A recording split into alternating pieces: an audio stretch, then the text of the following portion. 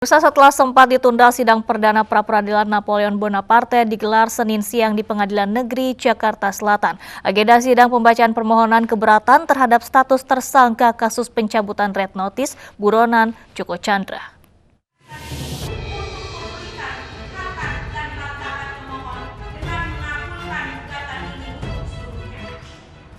Tersangka Irjen Pol Napoleon Bonaparte menghadiri sidang gugatan pra-peradilan di Pengadilan Jakarta Selatan.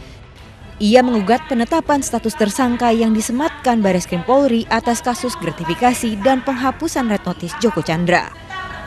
Kuasa hukum Napoleon menyatakan gugatan diajukan sebatas persoalan norma hukum, bukan menggugat institusi. Ia menegaskan harus ada dua alat bukti yang kuat untuk menetapkan kliennya menjadi tersangka. Ini persoalannya bukan Pak Napoleon menggugat institusinya. Ini adalah persoalan norma hukum. Nah, apa itu norma hukum? Untuk menetapkan seseorang menjadi tersangka itu harus didahului yang namanya dua bukti permulaan yang cukup. Dua alat bukti yang cukup.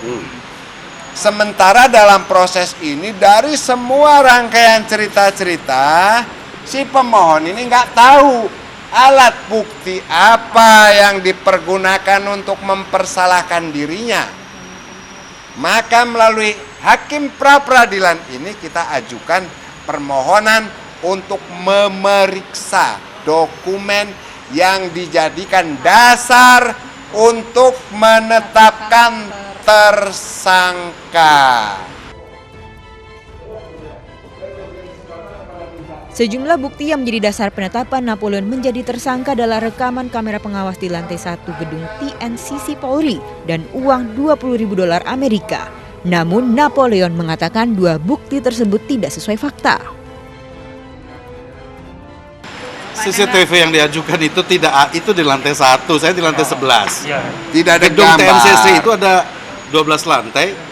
Paling tidak ada di situ isi satu gedung ada lebih dari 30 jenderal. Jadi kalau pemberitaan dibilang ketemu saya itu dari mana? Dan 20.000 itu saya tidak tahu dari uang siapa itu. Dan nggak pernah ditunjukkan dalam proses. Bilangnya katanya saya yang Terima uang. dari mana? Itu disita dari siapa? Tidak tahu. Itu. Selain itu, pihaknya menambahkan Joko Chandra telah hilang dari red notice Interpol sejak 11 Juli 2014 karena sistem mencatat red notice hanya sampai 10 Juli 2014. Sidang akan dilanjutkan besok dengan agenda pembacaan pembelaan termohon dari Bareskrim Polri. Dari Jakarta, Rina Anggraini, Eri Rebeka, iNews melaporkan.